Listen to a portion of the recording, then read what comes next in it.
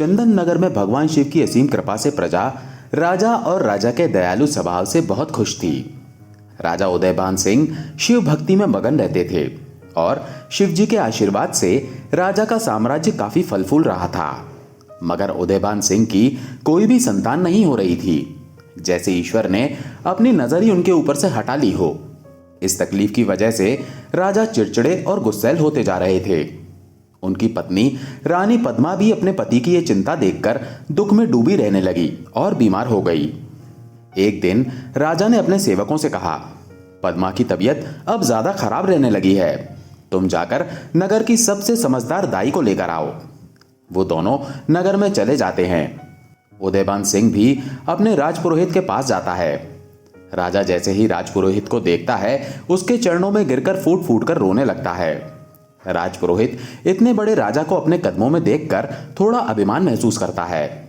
वो सोचता है, अरे वाह, इतना बड़ा राजा मेरे कदमों में, इसका मतलब शिव जी की कृपा से अब मैं सबसे बड़ा ज्ञानी हो ही गया हूं।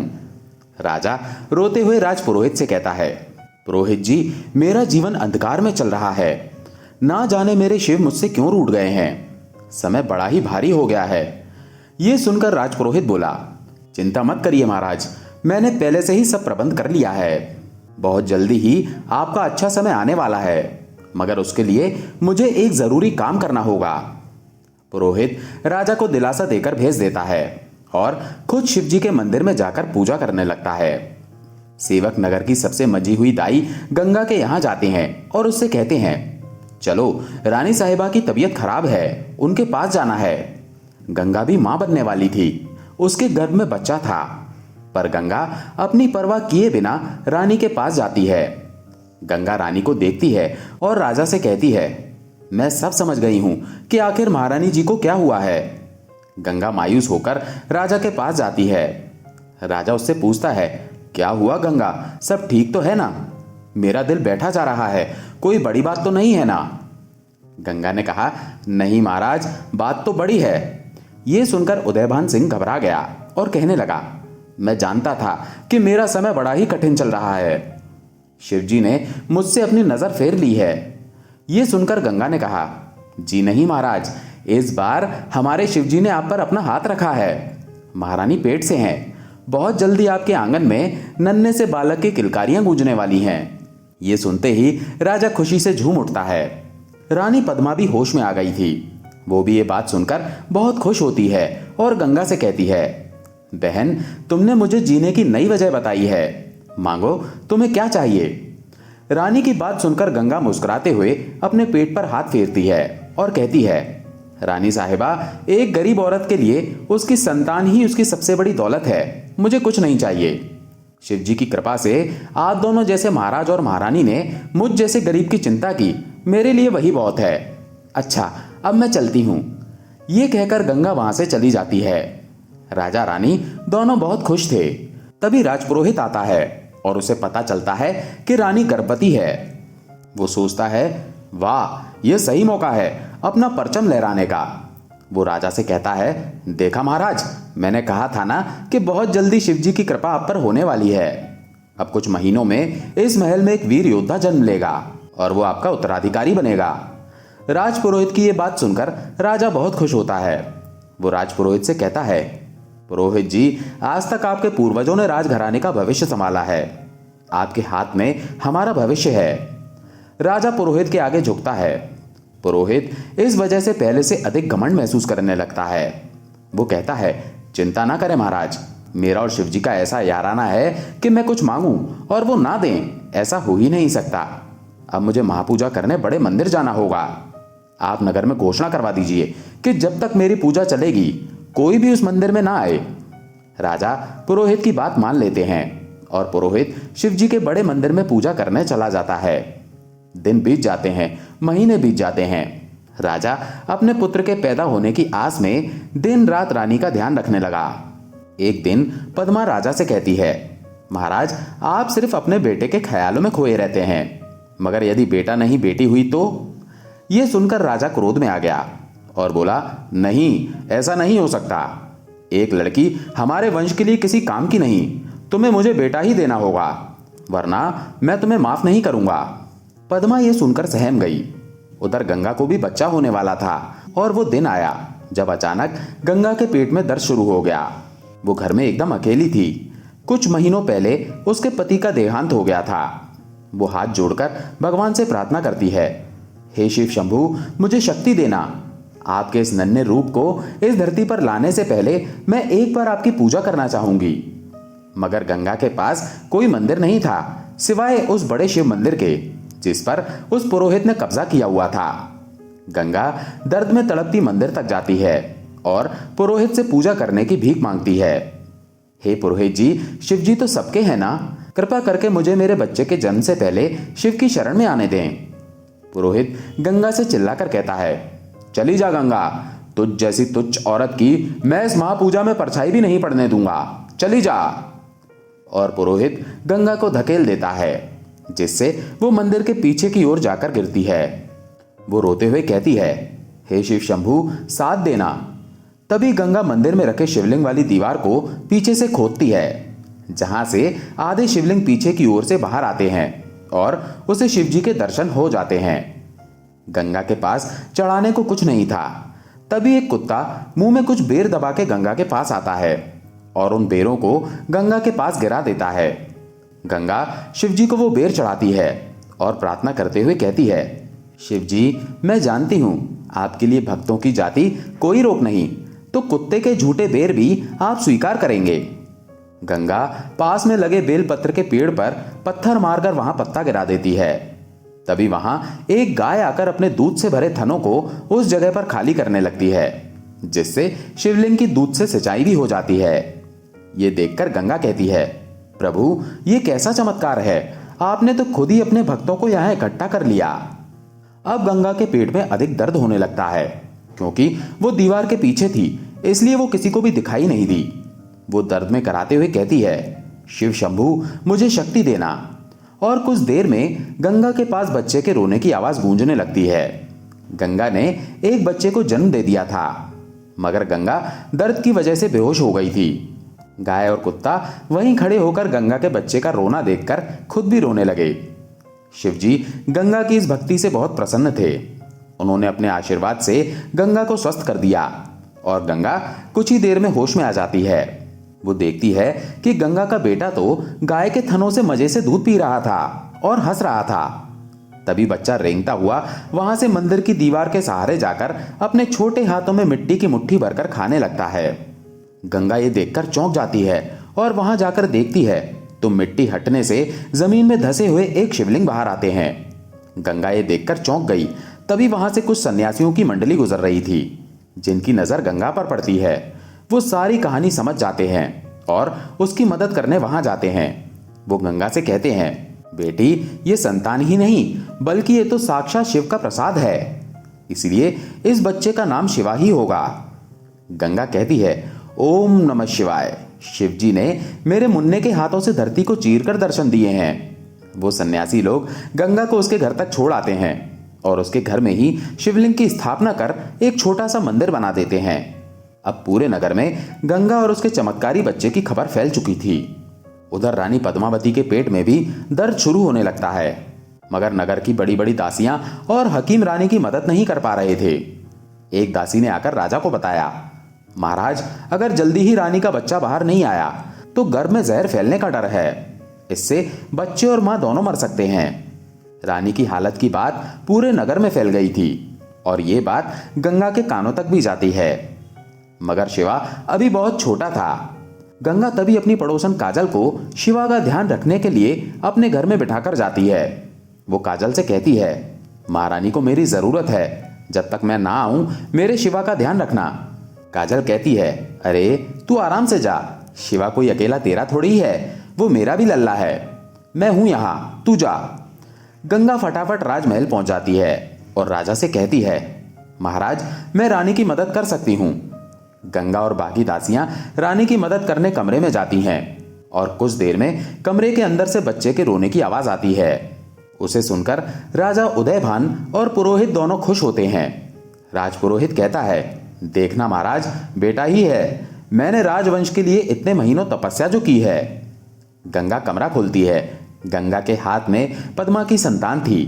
राजा गंगा से कहता है, गंगा, इस वीरान राजमहल में आज तेरी वजह से ही किलकारियां गूंज रही हैं। मांगो, क्या मांगना है? गंगा कहती है, नहीं महाराज, बस माँ और संतान हमेशा ठीक रहें। शिव जी से यही मांगती हूं। ये कहते हुए गंगा बच्चे को राजा की गोद में थमा देती है। राजा बच्चे को गोद में लेकर कहता है, मेरा बहादुर शेर आया है। गंगा ये सुनकर कहती है, महाराज शेर नहीं, शेरनी पैदा हुई है। आपके आंगन में साक्षात मां दुर्गा ने जन्म लिया है। बेटी शब्द सुनते ही राजा तो ऐसा हो गया जैसे किसी ने उसके शरीर से प्राण निकाल लिए हों। पुरोहित भी ये सुनकर अपना मुंह छिपाने लगा। रानी पद्मावती ने गंगा से कहा, बहन, तुम्हारी भी तो संतान हुई है ना?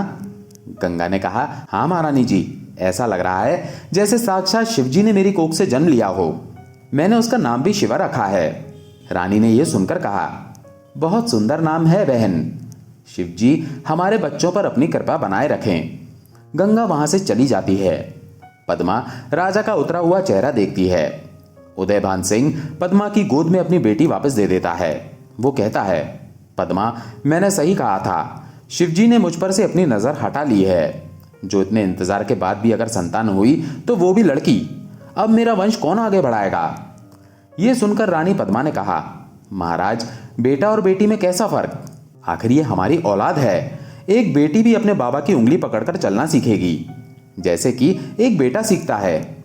और जब उसका विवाह होगा तो सबसे ज्यादा बेटी बाप के कंधों पर ही सर रखकर रोती है, जो कि बेटा होने से कहीं भी कम नहीं है।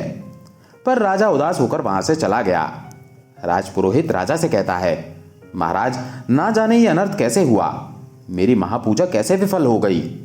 मगर आप जरा दिमाग लगाइए, बेटी भी आपका शौर्य बढ़ाएगी, फायदा तो इसमें भी है। राजा पूछता है, कैसे पुरोहित जी? यदि आप किसी राजघराने में अपनी बेटी ब्याह देंगे तो आपका बल और मान दोनों बढ़ेगा। राजा को राजपुरोहित की ये बात पसंद आती है और वो पद्मा के पास जाकर अपनी बेटी को गोद में उठा लेता है और कहता है, तुमने सही कहा था पद्मा, ये हमारी बेटी है और इसका नाम होगा नंदिनी, राजकुमारी नंदिनी। पद्मा ये देखकर खुश होती है, मगर पुरोहित के घमंड को ठेस पहुंची थी, इसीलिए वो वहां से तमतमाता हुआ चला जाता है। वो सोचता है, आखिर मेरी पूजा अधूरी कैसे रह गई, जो रानी के बेटा नहीं बेटी हुई। हाँ, अब समझ आया। उस दिन वो तुच्छ सी दाई गंगा आई थी, उसी ने मेरी पूजा को अशुद्ध कर दिया। गंगा, मैं तुझे छोड़ूंगा नहीं। गंगा अपने घर लौट रही थी, तभी वो शिवजी के मंदिर में पूजा करने रुक जाती है। वो सोचती है, वहां शिवा के पास काजल तो है ही, थोड़ा रुक कर जाती हूं। शिवा मजे से फर्श पर सो रहा था और काजल बगल में बैठी थी। तभी वहां दरवाजे की चौखट पर एक बड़ा काला नाग आ जाता है। उसे देखकर काजल के पसीने छूट जाते हैं। नाग घर के अंदर आने लगता है और काजल उछलकर घर से बाहर चली जाती है। काजल की चीख से पूरा मोहल्ला इकट्ठा हो जाता है। उनमें से एक औरत कहती है, काजल, तू उस नए जन्मे बच्चे को जमीन पर ही छोड़ाई। वहां ढेर सारी भीड़ लग जाती है। इतने में गंगा भी आ जाती है और देखती है कि उसके घर के बाहर तो भीड़ है। वो पूछती है, क्या हुआ भाई, यहां क्यों खड़े हो? एक आदमी बताता है, गंगा, तेरा शिवा, वो नाग। ये सुनते ही गंगा की चीख निकल पड़ती है। मोहल्ले वाले उसे समझाते हुए कहते हैं, परेशान मत हो गंगा, और शिवजी का नाम लेकर अब सब कुछ उन पर ही छोड़ दे। गंगा तुरंत घर के अंदर भागती है और देखती है कि शिवा फर्श पर लेटा हुआ हंस रहा था और नाग उसके शरीर से लिपट रहा था। शिवा ने नाग के फन को हाथों में थामा हुआ था। गंगा ये देखकर एकदम सुन्न हो गई। गंगा के पीछे पीछे मोहल्ले वाले भी घर के अंदर आ गए। शिवा का ये रूप देखकर सभी उसके सामने सर झुकाकर उसे नमन करने लगे। उनमें से एक व्यक्ति ने कहा, गंगा, तेरा मुन्ना कोई आम बच्चा नहीं है। ये तो मुन्ना नहीं, ये तो छोटा शिवजी है, साक्षात शिवजी। ओम नमः शिवाय। गंगा भी अपने बेटे का ये रूप देखकर बहुत खुश होती है। उधर कैलाश पर्वत पर बैठे शिवजी भी ये देख मुस्कुरा रहे थे। तभी पार्वती जी शिवजी को मुस्कुराते हुए देखकर बोलती हैं, हे स्वामी, इस बच्चे को देखकर आपके चेहरे पर यह भाव कुछ अलग से हैं। क्या हुआ स्वामी? शिवजी कहते हैं, सही कहा पार्वती तुमने, ये बच्चा मेरा आशीर्वाद लेकर तो पैदा हुआ है, मगर एक बड़े दोष के साथ। पार्वती जी पूछती हैं, दोष? कैसा दोष?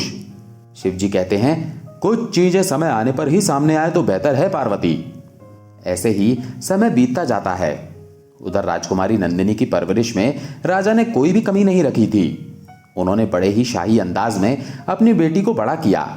मगर दूसरी ओर गंगा का शिवा तो बस अपने घर में बने मंदिर में बैठकर दिन रात शिव जी की पूजा में ही मगन रहता था। लोग शिवा का बहुत सम्मान करने लगे थे। यूं करते हुए 20 बरस बीत गए। शिवा बिना शिव जी को भोग लगाए भोजन नहीं करता था। एक दिन शिवा को शिव जी के बड़े मंदिर के पास से लोगों के चिल्लाने की आवाज आती है। गंगा और शिवा भी वहां जाते हैं। वो देखते हैं कि मंदिर के पास राजमहल का रथ खड़ा है और मंदिर के फर्श पर राजकुमारी नंदिनी बेहोश पड़ी है। आसपास राजकुमारी की सखियां भी खड़ी थी। शिवा ने पूछा, क्या हो रहा है भाई यहां? भीड़ में खड़े एक व्यक्ति ने बताया, भाई राजकुमारी को एक जहरीले सांप ने काट लिया है। अब तो इनका बचना नामुमकिन लग रहा है। और कुछ देर में राजपुरोहित वैद्य को लेकर वहां आ जाता है। नंदिनी का पूरा शरीर जहर फैलने की वजह से नीला पड़ चुका था। वैद्य राजकुमारी के नफ्स को देखकर कहते हैं, इनका बचना नामुमकिन लग रहा है। अब तो शिव शंभू ही कोई चमत्कार कर सकते हैं। तभी शिवा बोलता है, क्या मैं एक बार राजकुमारी को देख सकता हूं? गंगा भी कहती है, हाँ पुरोहित जी, एक बार मेरे बेटे को राजकुमारी को देखने दीजिए। राजपुरोहित कहता है, ओ तो ये तेरा बेटा है? नहीं, एक दाई का बेटा राजकुमारी को कभी हाथ नहीं लगा सकता। गंगा का अपमान देखकर शिवा अपनी मां को लेकर वापस लौट जाता है और वहां से चला जाता है। कुछ देर बाद राजा और रानी भी वहां आते हैं और नंदिनी की ऐसी हालत देख घबरा जाते हैं। पद्मा अपनी बेटी को मरता देख विलाप करने लगी। तभी पास खड़े लोगों की भीड़ में से आवाज आती है, अरे इसे तो केवल अपना शिवा ही ठीक कर सकता है। रानी पूछती है, शिवा? कौन शिवा? शिवा को बुलाइए, नंदिनी की हालत बहुत गंभीर है। वहां खड़ी एक महिला कहती है, शिवा अब नहीं आएगा। उसने मदद करने के लिए कहा था, मगर राजपुरोहित ने उसे भला बुरा कहकर उसे नाराज कर दिया। राजा राजपुरोहित को घूर कर देखता है और सैनिकों से कहता है, राजकुमारी को उठाकर रथ में रखो, हम खुद शिवा के घर जाएंगे। राजपुरोहित कहता है, पर महाराज वो तो दाई का बेटा है।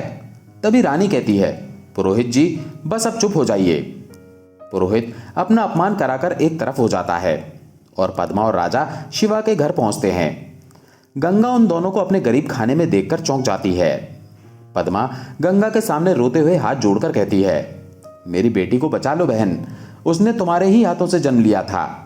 गंगा राजकुमारी को मंदिर में लिटा देती है और शिवा उसके बगल में बैठकर मंत्र जाप करने लगता है। पुरोहित और बाकी लोग भी ये देख रहे थे। गंगा कहती है, मेरे बेटे पर शिव जी की असीम कृपा है महारानी जी, आप चिंता ना करें, राजकुमारी जरूर ठीक हो जाएंगी। और जैसे ही शिवा मंत्र जाप करता है, वही विशाल नाग आता है जिसने नंदिनी को मंदिर में काटा था। शिवा उसकी ओर प्रणाम करते हुए अपने दोनों हाथ जोड़ता है। कैलाश पर्वत पर बैठे शिवजी मुस्कुराते हैं और सांप नंदिनी के शरीर से अपना सारा जहर फिर से चूसने लगता है और नंदिनी के शरीर का नीलापन कम होता जाता है। सांप उसे एकदम ठीक कर देता है और चला जाता है। शिवजी के आशीर्वाद से नंदिनी ठीक हो जाती है। ये देख सब लोग खुश होते हैं। पद्मा गंगा के सामने हाथ जोड़ते हुए कहती है, मांगो बहन, जो चाहे मांग लो। एक बार तुमने नंदिनी को जन्म दिया था और आज तुम्हारे बेटे ने उसे दूसरा जन्म दिया है। गंगा कहती है, नहीं महारानी जी, शिवा शिवजी का भक्त है और शिव भक्त किसी पर कोई एहसान नहीं करते। आप राजकुमारी का ध्यान रखना। पुरोहित खड़ा खड़ा गंगा और शिवा को घूर रहा था। राजा और पद्मा नंदिनी को ले जाने लगते हैं। तभी राजा की गोद में लेटी नंदिनी धुंधली आंखों से शिवा का चेहरा देखती है और धीमी आवाज में कहती है, शिवा। अब दिन बीतने लगे थे, मगर गंगा के मन में दबी एक चिंता उसे सताने लगी थी। एक दिन वो शिवा से कहती है, बेटा शिवा, अगर मैं कहूं कि मेरी एक अधूरी इच्छा तुझे पूरी करनी है तो क्या तू मेरी बात मानेगा? शिवा ने कहा, हाँ मां, बोलो ना। गंगा ने कहा, बोलूंगी, समय आने पर जरूर बोलूंगी। उधर नंदिनी उसी दिन के बारे में सोच रही थी। नंदिनी अक्सर अपनी सहेलियों से पूछती, क्यों री पुष्पा, तुमने उस शिवा को देखा था क्या जिसने ये चमत्कार किया था? पुष्पा बोली, नहीं, हमें तो उस राजपुरोहित ने अंदर जाने ही नहीं दिया। क्यों, तूने भी नहीं देखा क्या? नंदिनी बोली, नहीं, मैं तो बेहोश थी, बस थोड़ा सा चेहरा याद है। अच्छा, वैसे वो रहता कहाँ है? पुष्पा बोली, नहीं जानती, पुरोहित ने हमें रथ में भी बैठने से मना कर दिया था। राजकुमारी नंदिनी बोली, ये पुरोहित भी ना सौतन की तरह मेरे जीवन के पीछे पड़ा है। राजपुरोहित राजा उदयभान सिंह के पास जाता है और कहता है, महाराज, राजकुमारी 21 बरस की होने को है और उनकी कुंडली के दोष के अनुसार अगर उनकी शादी कुछ दिनों में नहीं की तो उनके संपूर्ण जीवन में फिर उनकी शादी का योग बिल्कुल भी नहीं है। राजा ये सुनकर कहने लगा, यह आप क्या कह रहे हैं राजपुरोहित जी, मगर इतनी जल्दी शादी कैसे संभव है? महाराज, सबसे बड़ी और ताकतवर रियासत डूंगरपुर रियासत के राजा ने हमारी राजकुमारी के लिए अपने बेटे कुंवर विक्रम सिंह का रिश्ता भेजा है। ये सुन के राजा बहुत खुश होते हैं और कहते हैं, ठीक है, हमें ये रिश्ता पसंद है, मगर ये बात आप किसी से ना कहना। राजा और पुरोहित पद्मा और नंदिनी को बिना बताए डूंगरगढ़ के राजा के पास जाते हैं। वहां उनका बेटा विक्रम सिंह भी था, जिसे देखकर राजा उदयभान सिंह को झटका लगता है। विक्रम सिंह एक बददिमाग और पागल लड़का था। विक्रम सिंह कद काठी से तो विकसित था, मगर उसकी बुद्धि 5 साल के बच्चे जैसी थी। उसने राजा उदयभान सिंह को धक्का मारा और तालियां बजाकर जोर जोर से हंसने लगा। तभी राजा पुरोहित को बगल में लेकर गया और कहने लगा, पुरोहित जी, ये तो एक पागल लड़का है, इसके साथ मेरी बेटी का विवाह कैसे संभव है? पुरोहित ने कहा, महाराज, पागल नहीं है, थोड़ा सा नासमझ है। समय के साथ इसमें बुद्धि आ जाएगी। मैं इसके लिए आज से यज्ञ करूंगा और फिर आप ये देखिए कि इसके साथ रिश्ता जोड़ने से आपके पास कितनी ताकत आ जाएगी। और राजकुमारी को तो बस महारानी की तरह राज करना है, लड़के का क्या मतलब? आप अपना बल और शौर्य देखिए महाराज। और बेटियां तो वैसे भी पराया धन होती हैं, मगर ये बेटी तो पराई होकर भी आपको कितना धन और ताकत देगी। राजपुरोहित की बातों में आकर लालच में राजा अपनी बेटी नंदिनी और पागल विक्रम सिंह का रिश्ता तय कर देता है और वापस अपने महल लौट आता है और पद्मा को पूरी बात बताता है। पद्मा, कल नंदिनी की शादी है और शादी यहाँ नहीं बल्कि नगर के बाहर वाले मंदिर में होगी और ये मेरा फैसला है, अंतिम फैसला। पद्मा ये सुनकर कहती है, क्या एक पागल के साथ मेरी बेटी की शादी? और महाराज, आपको क्या लगता है नंदिनी इसके लिए हाँ कर देगी? नहीं स्वामी, वो आपका ही खून है, एकदम जिद्दी। नंदिनी इसके लिए कभी नहीं मानेगी। राजा कहता है, पद्मा, उसे कुछ भी बताने की जरूरत नहीं है, बस तुम उसे तैयार कर उस बड़े मंदिर तक ले आना। रानी कहती है, महाराज, मैं आपकी बात कभी नहीं टालूंगी, पर इतना जरूर कहूंगी कि आप अपनी बेटी को अंधे कुएं में धकेल रहे हैं और वो कुआं आपने और राजपुरोहित जी ने मिलकर खुद ही खोदा है। पद्मा अपने पति के आगे मजबूर होकर कुछ न बोल सकी। बेचारी नंदिनी उधर बेखबर होकर शिवा के धुंधले ख्यालों में खोई हुई थी।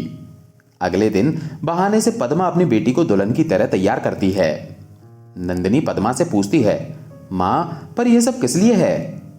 पद्मा मन में सोचती है, मन तो कर रहा है तुझे यहां से दूर भेज दूं बेटी, मगर मेरे हाथ बंधे हैं। वो नंदिनी से कहती है, बेटा, तेरी कुंडली में दोष है, इसीलिए बड़े मंदिर में पूजा है। नंदिनी तैयार हो जाती है और पद्मा उसे लेकर मंदिर के लिए निकलती है। उधर राजा और पुरोहित विवाह कैसे करेंगे इस चिंता में थे। पुरोहित राजा से कहता है, महाराज, ये काम आप मुझ पर छोड़ दीजिए। तभी पुरोहित अपने 2 चेलों को आदेश देता है, सुनो, पूर्व दिशा में जो भी नौजवान लड़का दिखाई दे उसे उठाकर ले आओ। हम नंदिनी के सामने विक्रम सिंह को नहीं लाएंगे। राजपुरोहित ने डूंगरगढ़ के राजा से पूरी योजना पहले ही तय कर ली थी। राजा उदयभान भी फिर से पुरोहित की बातों में आ जाता है। सैनिक दक्षिण दिशा की ओर चले जाते हैं। इधर गंगा शिवा को सूर्य देव को जल चढ़ाने के लिए कहती है, लेकिन बादल होने के कारण वो चलकर थोड़ा दूर चला जाता है। तभी सूरज बादलों से बाहर आते हैं और शिवा जल चढ़ाने लगता है। शिवा जल चढ़ा ही रहा था कि अचानक राजा के सैनिक उसके ऊपर चादर डालकर उसे पकड़ लेते हैं और उसके हाथ बांध देते हैं। शिवा उनसे पूछता है, कौन हो तुम लोग और मुझे क्यों पकड़ रखा है? वो सैनिक शिवा की गर्दन पर भाला रख देते हैं और कहते हैं, अगर तूने हमारी बात नहीं मानी तो हम तेरी मां को खत्म कर देंगे। और शिवा चुप हो जाता है। दोनों सैनिक आपस में बात करते हैं, इसका मुंह बंद करके ले चलो। पुरोहित जी ने जैसा लड़का बताया था ये वैसा ही है। हर कोई पुरोहित की चाल से बेखबर था। उधर नंदिनी भी हवन कुंड के सामने बैठ जाती है और राजपुरोहित कहता है, दूल्हे को लेकर आओ। ये सुनते ही नंदिनी चौंक जाती है और कहती है, मां, दूल्हे को क्यों? ये आप लोग क्या कर रहे हैं? मां, कुछ बोलो ना। बेचारी पद्मा कुछ भी नहीं बोल सकती थी। राजा तो पहले से ही पुरोहित के विश्वास में अंधा था। वो नंदिनी से कहता है, मेरी बच्ची, मैं जो भी कर रहा हूं तेरे भले के लिए ही कर रहा हूं। तभी नंदिनी क्रोध में उठकर वहां से भागने लगती है और जैसे ही मंदिर के पीछे खड़े शिवा को दूल्हा बने देखती है, उसे अपने ख्यालों वाला धुंधला चेहरा याद आता है। वो सोचती है, हाँ यही है वो शिवा, मेरा शिवा। इसका मतलब मेरा विवाह शिवा के साथ किया जा रहा है। ये जानकर नंदिनी बहुत खुश होती है। वो सोचती है, आखिर पिताजी ने मेरे मन की बात कैसे जानी। वो खुशी से वापस जाकर पूजा में बैठ जाती है और शिवा को भी चेहरे पर सेहरा बांधकर राजकुमारी के बगल में बिठाया जाता है। पद्मा कहती है, महाराज मैं ये नहीं देख सकती, और पद्मा दुख में टूटकर वहां से हट जाती है। नंदिनी तो मन ही मन बहुत खुश थी। शिवा भी मन ही मन सोच रहा था, हे शिवजी, ये क्या हो रहा है? क्या इन्हें पता भी है कि इनका विवाह किसके साथ हो रहा है? हे प्रभु, मेरे हाथ से ये कैसा अनर्थ करा रहे हैं आप? शिवा नंदिनी की मांग भरता है और उसके गले में पवित्र धागा बांधता है। नंदिनी टेढ़ी नजरों से सेहरे में शिवा का चेहरा देखकर इतरा रही थी। देवलोक में बैठे शिव पार्वती अत्यधिक खुश हो रहे थे। पार्वती जी कहती हैं, स्वामी, लगता है अब सारी बाधाएं खत्म हो जाएंगी। आखिर इस जोड़ी का आज मिलन हो ही गया। शिवजी कहते हैं, देवी, असल परीक्षा की घड़ी तो अब शुरू हुई है। शिवा और नंदिनी का जीवन इसके आगे बहुत कठिन होने वाला है। शादी संपन्न हुई। नंदिनी बहुत खुश थी और रानी पद्मा की आंखों में दबे हुए आंसू थे। राजा रानी मिलकर नंदिनी को डोली में बिठाकर विदा कर देते हैं। अब बारी शिवा की थी। राजपुरोहित राजा और रानी पद्मा के साथ बाकी लोगों को राजमहल के लिए रवाना कर शिवा के पास जाता है। शिवा अपना सेहरा हटाता है तो पुरोहित उसे देखकर चौंक जाता है। वो कहता है, तू तो उस दाई गंगा का बेटा है ना? शिवा कहता है, हाँ पुरोहित जी, आपने ये क्या कर दिया? मेरा और राजकुमारी का विवाह करा दिया बिना हमारी जानकारी के। तभी सैनिक फिर से शिवा की गर्दन पर भाला रख देते हैं। पुरोहित कहता है, यहां कुछ भी नहीं हुआ, सुना ना तूने? अगर तूने मुंह खोला तो तेरी मां का मैं ऐसा हाल करूंगा कि वो दोबारा अपने मुंह से तेरा नाम तक नहीं ले पाएगी। मां के बारे में सुनते ही शिवा डर जाता है और चुपचाप वहां से चला जाता है। उधर गंगा शिवा के इंतजार में घर के दरवाजे पर ही बैठकर राह ताक रही थी। जैसे ही वो घर आया, गंगा उसे लिपट गई और कहने लगी, तू कहां चला गया था? तुझे पता है ना, तुझे मैं अपनी नजरों से दूर नहीं कर सकती। शिवा एकदम सुन्न था। वो बिना कुछ बोले आंगन में बने शिव मंदिर में जाकर शिवजी की आराधना करने लगता है। शिवजी पूरा घटनाक्रम देखकर मंद मंद मुस्कुरा रहे थे। माता पार्वती उनसे कहती हैं, हे स्वामी, माना कि आप सब जानते हैं, परंतु ऐसे भोले भंडारी बनकर ना बैठिए। मुझे भी तो बताइए, आखिर शिवा और नंदिनी की कहानी क्या है? शिवजी मुस्कुराते हुए कहते हैं, पार्वती, तुम बड़ी नादान हो, चंचल हो, सब्र करो। सब्र करने से सब जान जाओगी। नंदिनी और शिवा एक दूसरे की मंजिल हैं, मगर उनके रास्ते के बीच अभी बहुत सी मुश्किलें आनी बाकी हैं। पुरोहित गंगा के घर के सामने खड़ा था और बीते सालों में गंगा की बातें याद कर खुद को अपमानित महसूस कर रहा था। वो सोच रहा था, मुझे ये तुच्छ सी दाई और उसका बेटा हमेशा नीचा दिखाने की कोशिश करते हैं, मगर अब नहीं। अगर किसी को भी अब पता चला कि राजकुमारी की शादी शिवा से हुई है तो सारी चाल खराब हो जाएगी। ये सोचकर घमंडी पुरोहित ने सैनिकों को शिवा के घर में आग के गोले फेंकवाने का आदेश दिया। गंगा घर के अंदर ही थी और शिवा घर के आंगन में बैठकर शिव आराधना कर रहा था। जैसे ही आग के गोले अंदर फेंके गए, वो कुछ ही पलों में उड़कर बाहर खड़े सैनिकों और पुरोहित की ओर वापस आ गए। शिवा की आराधना की वजह से एक सुरक्षा घेरा बन गया, जिससे आग के गोले वापस पुरोहित की ओर आने लगे और बाहर खड़े सभी सैनिकों को आग लग गई। साथ ही पुरोहित की धोती में भी आग लग गई। वो जलती धोती लेकर दूर भाग गया और पानी की बावड़ी में कूदकर अपनी जान बचाई। यहां जैसी करनी वैसी भरनी कहावत का फल पुरोहित ने चख ही लिया। मगर दुष्ट इंसान को तब तक चैन नहीं मिलता जब तक कि ईश्वर स्वयं उसे चमत्कार ना दिखा दें। इसी तरह कहानी में पुरोहित के पाप का घड़ा भरना भी बाकी था। वो सोचने लगा, लगता है यह लड़का मायावी है, मुझे बड़ी चाल चलनी होगी। उधर शिवा मुस्कुराता हुआ अपनी आंखें खोलता है और गंगा के पास जाकर उसकी गोद में लेट जाता है। गंगा उससे कहती है, बेटा, तेरा 21वां जन्मदिन आने वाला है। ना जाने क्यों आज मेरा मन बहुत घबरा रहा है। लगता है अब समय आ गया है कि मैं तुझे वो राज की बात बताऊं। शिवा कहता है, मां बताना क्या बात है। मैंने मन्नत मांगी थी कि तेरे 21वें जन्मदिन से पहले मैं ज्योतिर्लिंग के दर्शन कर तेरी लंबी उम्र की मनोकामना मांगूंगी, और यदि मैं ऐसा ना करूं तो मेरे प्राण चले जाएं। यह सुनते ही शिवा का मन विचलित हो जाता है। वो कहता है, मां ऐसी बातें मत करो, मैं आज ही यात्रा पर निकल जाऊंगा। मेरी लंबी उम्र का तो नहीं पता, मगर तेरी लंबी उम्र के लिए मैं हर ज्योतिर्लिंग के दर्शन करूंगा। गंगा शिवा का सामान बांधकर उसे विदा करती है। शिवा सोचता है, मुझे कुछ समय के लिए नंदिनी की बात मन में ही दबानी होगी, अन्यथा यात्रा समय पर पूरी नहीं होगी। उसी रात को शिवा कलश पात्र को लटकाए हुए यात्रा पर निकल जाता है। उधर नंदिनी के मन में शिवा से आमने सामने मिलने के लड्डू फूट रहे थे। नंदिनी अपने ससुराल जाने से पहले बीच में ही कहीं रुकी थी। तभी वो अपने कक्ष में शिवा के आने का इंतजार करते हुए सोचने लगी, कैसा होगा शिवा? व्यवहार में तेज हुआ तो नहीं, शक्ल से तो काफी सीधा और मधुर लगता है। गंगा माँ भी कितनी अच्छी है, और उसने मेरी जान भी तो बचाई है। वो ऐसा सोच ही रही थी, तभी कक्ष का दरवाजा खुलता है और दूल्हा अंदर आता है। नंदिनी की सांसें अटक जाती हैं। सामने शिवा नहीं, पागल विक्रम सिंह खड़ा था। तभी डूंगरगढ़ का राजा वहां आता है। नंदिनी पूछती है, आप लोग कौन हैं? राजा बोलता है, हम तुम्हारे ससुर हैं और ये तुम्हारे पति हैं, राजकुमार विक्रम सिंह। नंदिनी कहती है, नहीं, मैं इसे नहीं जानती हूं, मेरी शादी तो शिवा से हुई है, इस पागल से नहीं। यह सुनते ही धूर्त राजा ने नंदिनी को एक जोरदार चांटा मार दिया और नंदिनी और विक्रम सिंह को कमरे में बंद करके वहां से चला गया। विक्रम सिंह नंदिनी को देखकर पागलों की तरह हंसने लगा। जैसे ही वो नंदिनी की तरफ आया, नंदिनी ने उसे धक्का दिया और उसका सर दीवार पर लगा और वो बेहोश होकर एक तरफ गिर गया। नंदिनी सोचने लगी, हे प्रभु, ये कैसी लीला है आपकी? विवाह किसी से और भाग्य में यह पागल लिख दिया। मुझे इन सवालों के जवाब ढूंढना ही होंगे। अगली सुबह राजा नंदिनी और राजकुमार को बुलाने के लिए एक सैनिक को उनके कक्ष में भेजता है। सेवक जब कक्ष में जाता है तो राजकुमार विक्रम सिंह को बेहोश देखकर चौंक जाता है।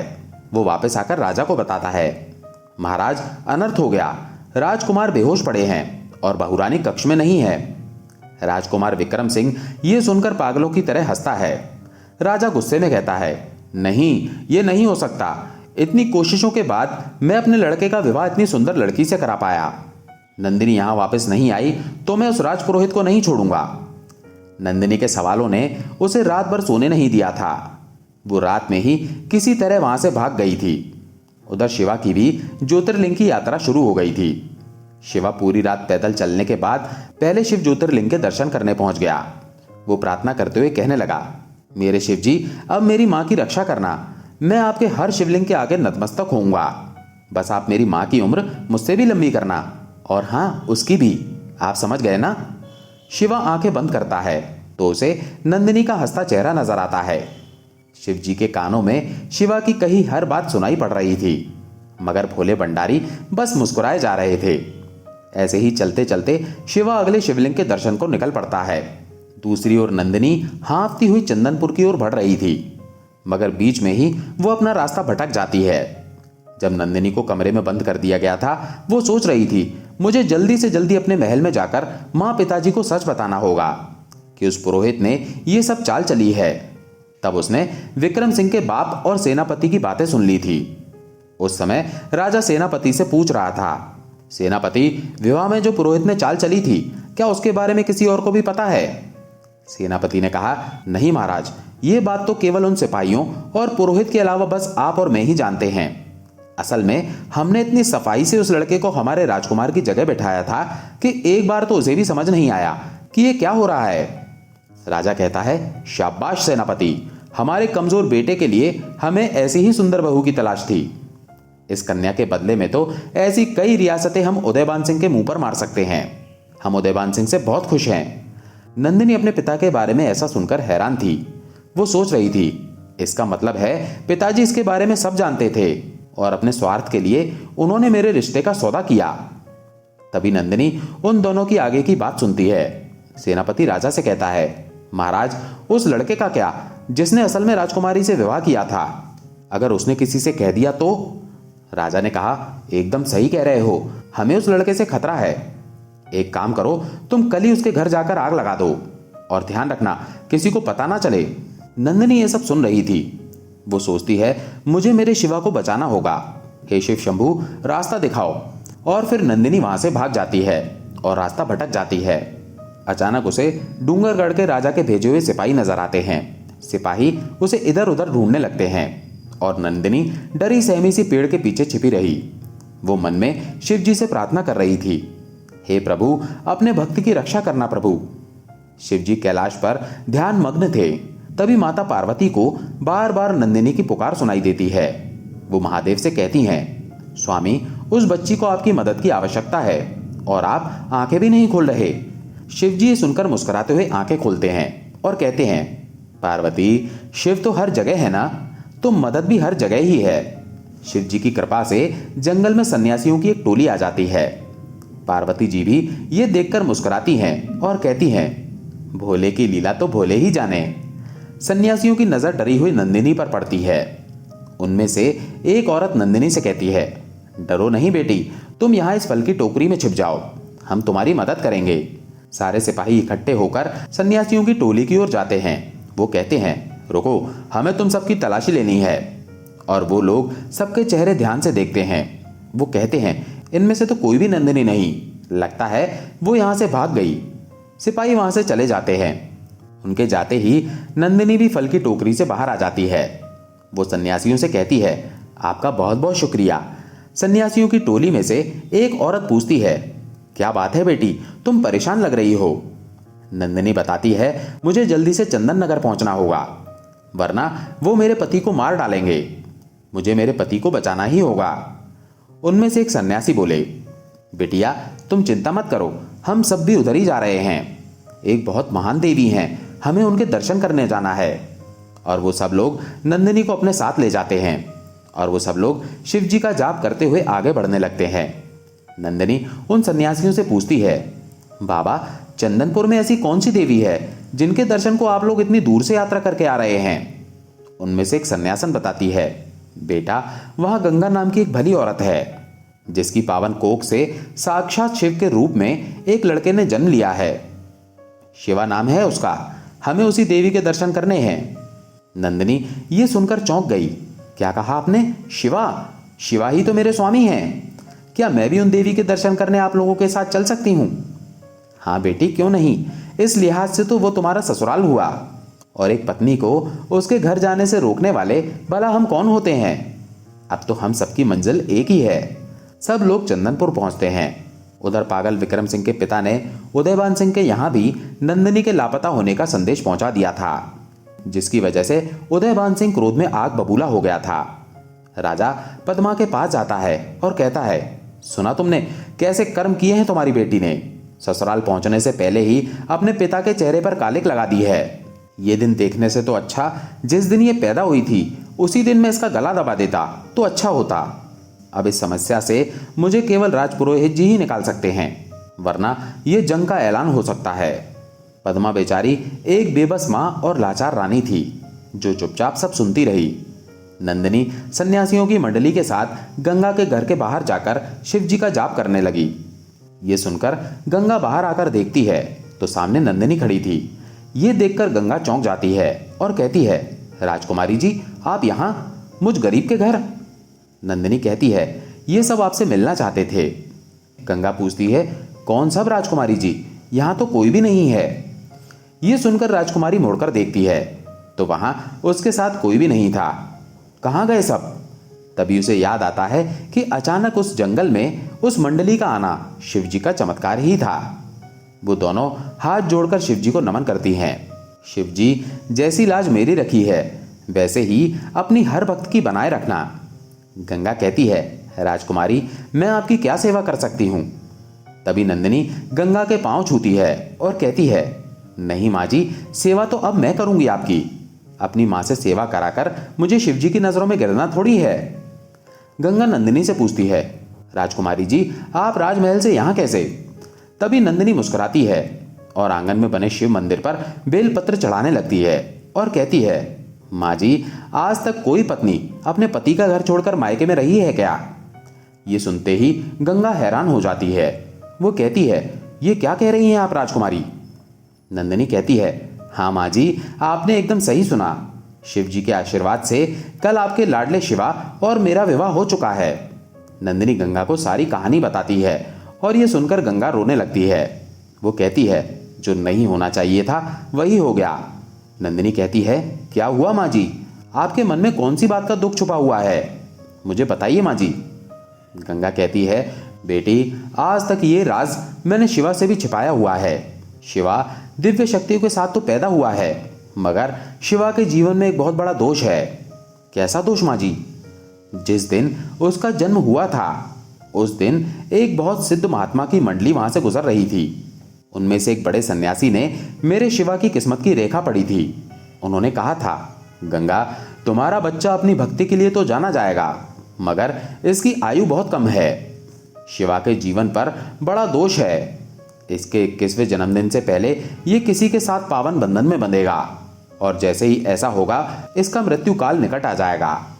गंगा ने सुनकर कहा, तो मैं मेरे शिवा की कभी भी शादी नहीं कराऊंगी। सन्यासी हंसते हुए कहते हैं, नियति को आखिर कौन टाल पाया है गंगा? गंगा पूछती है, पर इसका कोई उपाय तो होगा बाबा। मैं अपने बच्चे के लिए हर कठिन परीक्षा दूंगी। सन्यासी बोले, उपाय तो है, मगर यह सब शिवा को ही करना होगा। शिवा को अपने 21वें जन्मदिन से पहले 12 ज्योतिर्लिंग की यात्रा पूरी कर महादेव का आशीर्वाद लेना होगा। यदि वो इस होनी से पहले ही ये कर लेता है तो उसके जीवन के सारे दोष मिट जाएंगे और वो लंबी आयु को प्राप्त होगा। गंगा रोते हुए नंदिनी से कहती है, देखो, उसके जन्मदिन से पहले ये घटना हो ही गई। नंदिनी पूछती है, माँ जी, शिवा कहाँ है? गंगा बताती है, बेटी, शिवा कल ही शिवलिंग के दर्शन को निकल गया। नंदिनी कहती है, माँ जी, शिवा जरूर सफल हो जाएंगे। मैं उनके लिए खुद शिव जी की पूजा करूंगी। गंगा नंदिनी को आशीर्वाद देती है। उधर डूंगरगढ़ के राजा और घमंडी पुरोहित अपनी काली चाल चलने को थे। राजा को पता चला कि शिवा यात्रा पर गया है। वो अपने आदमी उस पर हमला करने भिजवा देता है। इधर राजपुरोहित इस सबसे बेखबर था कि शिवा घर पर नहीं है। वो अपने लोगों को लेकर फिर से शिवा के घर पर हमला करने जाता है। वो अपने लोगों से कहता है, सुनो, मैं दरवाजे पर जाकर गंगा का ध्यान भटकाता हूं, तब तक तुम दूसरी ओर से कूदकर पूरे घर में अंदर बाहर हर जगह आग लगा देना। वो ऐसा ही करते हैं। पुरोहित दरवाजा खटखटाता है तो नंदिनी गंगा से कहती है, माँ जी, आप आराम कीजिए, मैं देखती हूं बाहर कौन है। नंदिनी दरवाजा खोलती है तो देखती है सामने पुरोहित खड़ा है। वो समझती है कि उसके पिता ने पुरोहित को उसे लेने भेजा है। पुरोहित नंदिनी को गंगा के घर पर देखकर चौंक गया था। वो कहता है, राजकुमारी जी, आप यहां? नंदिनी तुरंत दरवाजा बंद कर लेती है। पुरोहित सोचता है, अगर ये घर जला तो राजकुमारी भी जल जाएगी। पुरोहित अपने लोगों को रोकता है, मगर उससे पहले ही वो उसे आग लगा देते हैं और भाग जाते हैं। गंगा आग लगने के कारण चिल्लाने लगती है। कैलाश पर बैठे माता पार्वती और शिवजी अपने भक्त का यह विलाप देखते हैं। तभी वहां नंदी आते हैं। पार्वती जी शिवजी की ओर इशारा करती हैं और शिवजी नंदी जी को शिवा का रूप देकर धरती पर भेजते हैं। गंगा और नंदिनी घर के अंदर आग के बीच खड़े होकर विलाप कर रहे थे। नंदी मुस्कुराए और अपनी शक्ति से तुरंत आग बुझा दी और शिवा के रूप में दरवाजा खोलकर पुरोहित की ओर देखकर मुस्कुराते हैं। पुरोहित ये देखकर फिर से हक्का बक्का था। वो क्रोध में लाल पीला होकर राजमहल लौट गया। गंगा शिवा को देखकर चौंक गई। बेटा, तू अपनी यात्रा को बीच में छोड़कर यहां क्यों आया है? नंदिनी तो बस अपने स्वामी को देखकर शर्मा रही थी। नंदिनी जैसे ही शिवा के पास जाती है तो शिव रूपी नंदी थोड़ा सहम जाते हैं और दूर हो जाते हैं। वो कहते हैं, हे देवी, अभी मेरी यात्रा पूरी होने तक किसी कन्या की परछाई मुझ पर ना पड़े तो अच्छा है, इसीलिए मैं बड़े मंदिर में रुकूंगा। गंगा अपने बेटे को सलामत देखकर खुश थी। नंदी जी वहां से चले जाते हैं। पुरोहित अगली सुबह राजमहल जाता है तो उसे राजा से नंदिनी के भाग जाने की खबर मिलती है। वो ये सुनकर कहता है, लेकिन महाराज, राजकुमारी तो नगर की दाई गंगा के यहाँ है। शिव और गंगा ने राजकुमारी को छुपा रखा है। राजा ये सुनकर क्रोध में वहां से निकल गया। पुरोहित मन में खुश होता हुआ सोचता है, मुझसे बैर करके तूने अच्छा नहीं किया बच्चे। उधर असली शिवा पथरीले रास्तों से होकर गुजर रहा था। तभी रास्ते में उसे एक घायल आदमी पड़ा दिखता है। वो उसकी मदद करने रुकता है। वो पूछता है, अरे भाई, तुम यहाँ कैसे गिरे? रुको, मैं अभी तुमको उठाता हूं। उधर गंगा के घर के दरवाजे पर खटखट होती है और नंदिनी जैसे ही दरवाजा खोलती है, सामने उसके पिता खड़े होते हैं। वो नंदिनी को देखते ही उसको बालों से पकड़कर खींचते हुए वहां से ले जाने लगते हैं। गंगा नंदिनी को जाता देख शिवा को बुलाने गई, मगर शिवा बने नंदी तो अपना काम कर पहले ही देवलोक जा चुके थे। उधर शिवा जैसे ही उस घायल आदमी को उठाने लगता है, वो आदमी और उसके साथी मिलकर शिवा को पहाड़ी से धकेल देते हैं। नंदिनी को उदयभान सिंह पकड़कर राजमहल में ले जाता है और उसके कक्ष में कैद कर देता है और पुरोहित से कहता है, पुरोहित जी, डूंगरगढ़ के राजा को संदेशा भिजवा दीजिए कि उनकी बहू नंदिनी को विदा करके ले जाएं। जैसी आज्ञा महाराज। और पुरोहित संदेशा भिजवा देता है। राजपुरोहित को डूंगरगढ़ के राजा का संदेशा मिलता है। वो पढ़ता है कि जिस लड़के से नंदिनी की शादी हुई थी उसे पहाड़ से गिराकर मार दिया गया है। राजपुरोहित ये जानकर बड़ा खुश होता है। वो सोचता है, अब मेरी आंखों में चुभने वाला कांटा हट चुका है, अब मुझसे महान कोई भी नहीं होगा। उधर पद्मा नंदिनी के कक्ष में जाती है और उससे कहती है, बेटा तैयार हो जा, तेरे पिताजी ने तेरे ससुर और दामाद जी को तुझे लेने के लिए बुलाया है। ये सुनकर नंदिनी में जो साहस मर चुका था वो फिर से जाग जाता है। वो गुस्से में कहती है, वो मुझे लेने आ रहे हैं या खरीदने आ रहे हैं माँ? पद्मा कहती है, नंदिनी ये क्या व्यर्थ की बात कर रही है तू? हाँ माँ हाँ, चलिए मेरे साथ। और नंदिनी अपनी माँ का हाथ पकड़कर अपने पिता के पास ले जाती है और कहती है, पूछिए इनसे कि कैसा वर ढूंढा था इन्होंने, पूछिए। पद्मा भी चुप हो जाती है। माँ, इसका मतलब आप भी जानती थी ये सब? सब नहीं बेटा, मुझे तो तुम्हारे पिताजी ने जो आदेश दिया उसे हमेशा ही मानना पड़ा है। उन्होंने तो कभी औरत के मन को पढ़ना चाहा ही नहीं, तो औलाद का मन कैसे जानते? उदयभान सिंह के कानों में ये शब्द शूल की तरह चुभ रहे थे। वो क्रोध में बोला, पद्मा बस अब चुप हो जाओ। तभी नंदिनी बोली, क्यों पिताजी, आखिर माँ की क्या गलती है कि उनकी कोख से एक राजकुमार ने नहीं बल्कि एक राजकुमारी ने जन्म लिया? हूं तो आखिर में आपकी ही संतान, मगर उसका भी आपने सौदा कर दिया। यह सुनकर राजा और क्रोध में भरकर बोला, नंदिनी अगर एक और बार जुबान खोली तो मैं भूल जाऊंगा कि तू मेरी बेटी है। नंदिनी बोली, आपने याद ही कहां रखा पिताजी? एक पागल से मेरा विवाह करके आपने सोचा कि आप सर्वशक्तिमान बन जाएंगे, और इसके लिए मैं आपको कभी माफ नहीं करूंगी। तभी राजपुरोहित वहां आता है। पद्मा नंदिनी से कहती है, बोल बेटी, डर मत, तेरी मां तेरे साथ है। अपने पिता के इस झूठे अभिमान से तुझे डरने की जरूरत नहीं है। नंदिनी कहती है, विवाह के पावन बंधन के समय जो लड़का मेरे साथ था वो पागल विक्रम सिंह नहीं बल्कि कोई और था। इन्होंने धोखे से मुझे दूसरा दूल्हा दिखाकर शादी उसके साथ की और फिर उस पागल के साथ विदा कर दिया। राजा इस बात से अनजान था कि पुरोहित ने इतनी घिनौनी चाल चली थी। पद्मा भी ये सुनकर कहती है, क्या? अरे कैसे पिता हैं आप? अपनी बेटी का ऐसा सौदा? मैं ठोकर मारती हूं ऐसी रियासतों को महाराज। राजा भी ये सुनकर सहम जाता है और उसके कदम लड़खड़ा जाते हैं। वो कहता है, ये तुम क्या कह रही हो बेटी? नंदिनी पद्मा से कहती है, पर मां, मेरे शिवजी ने हर कदम पर मेरा साथ दिया है। मंडप में भी जो चाल इन्होंने चली वो कामयाब तो हुई, मगर मेरा विवाह मेरी ही पसंद के लड़के से हुआ जिससे मैं मनी मन प्रेम करती थी। सब आंखें बड़ी करके ये सुन रहे थे। पद्मा ने पूछा, कौन था वो बेटी? नंदिनी ने बताया, मां, गंगा काकी का बेटा शिवा, जिसने मुझे नया जन्म दिया। पद्मा ये सुनकर बहुत खुश होती है। राजा पुरोहित से पूछता है, पुरोहित जी, नंदिनी ये क्या कह रही है? क्या आपने दूल्हे को शिवा से बदला था? पुरोहित कांपती आवाज में हां करता है। राजा ये सुनकर क्रोध में उससे कहता है, ऐसा दुस्साहस! आप जानते हैं कि इसकी सजा क्या हो सकती है? ये कोई खेल नहीं है कि राजकुमार की जगह आपने एक मामूली लड़के को बिठा दिया। तभी पुरोहित कहता है, महाराज, पर अब सब ठीक है। मुझे अभी संदेशा मिला है कि वो लड़का शिवा पहाड़ी से गिरकर मर चुका है।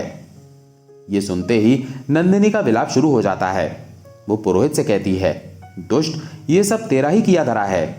और पिताजी, आप एक नई सुहागन को विधवा करके आपको खुशी मिल गई हो तो अब आप मुझे भेज दो उस नरक में और ले लो ऊंचे महल और बड़ी रियासतें बदले में।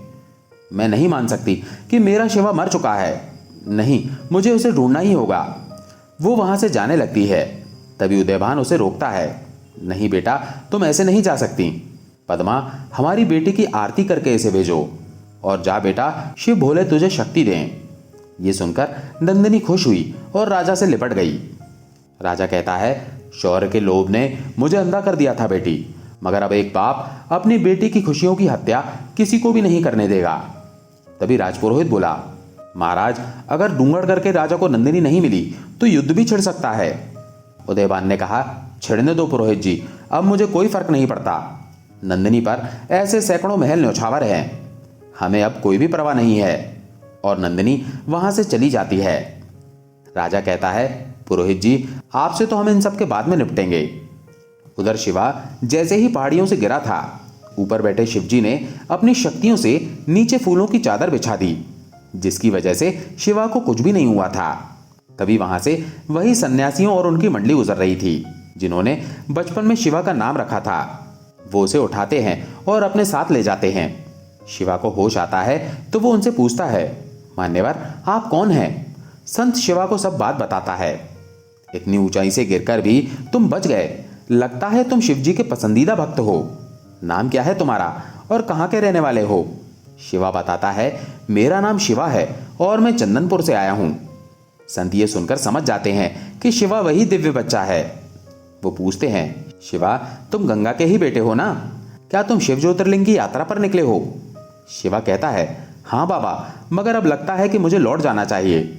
माँ को देखे इतने दिन बीत चुके हैं। संत उससे कहते हैं, शिवा, शायद गंगा ने तुम्हें पूरा सच नहीं बताया। सच ये है कि अपने 21वें जन्मदिन से पहले तुमने 12 ज्योतिर्लिंगों के दर्शन नहीं किए तो तुम प्राण त्याग दोगे, और गंगा का इस दुनिया में तुम्हारे सिवा कौन है? नहीं बाबा नहीं, मुझे कैसे भी 12 शिवलिंग के दर्शन करने होंगे। अब माँ के अलावा नंदिनी भी है जिसके लिए मुझे जीना है, मगर मेरे पास समय कम है। साधु कहता है, शिव शंकर सब भला करेंगे, चलो हमारे साथ। और शिवा मंडली के साथ बाकी शिवलिंग के दर्शन करने के लिए निकल पड़ता है। शिवा के जन्मदिन के दिन में केवल एक ही दिन बचा हुआ था। उधर गंगा भी दिन रात शिवजी की पूजा करती है और अपने बेटे की लंबी आयु की मनोकामना करती है। उधर शिवा के आखिरी ज्योतिर्लिंग के दर्शन अभी बाकी थे। वो संतों से बोला, आखिरी ज्योतिर्लिंग बहुत दूर है, कल तक वहां पहुंचना नामुमकिन होगा। शिवा उदास होकर बैठ जाता है तो साधु उससे कहता है, मन छोटा मत करो बच्चा, उठो, अभी तो बहुत चलना है। हमारे भोले ने हमारे लिए जरूर कुछ अच्छा ही सोचा होगा। शिवा अपने सफर के आखिरी पड़ाव की ओर निकल पड़ता है। लगातार चलते हुए दिन बदल जाता है और उसका जन्मदिन शुरू होने में केवल 1 ही घंटा बचता है। शिवा दौड़ता हुआ मंदिर में पहुंचने की बहुत कोशिश करता है, लेकिन आधी रात के 12 बजे से पहले उस मंदिर तक नहीं पहुंच पाता। वो पूरे 1 घंटा देरी से पहुंचता है और मंदिर की सीढ़ी पर लेटकर फूट फूट कर रोता है, मैं समय पर मेरे शिवजी का दर्शन नहीं कर पाया माँ, सब खत्म हो गया।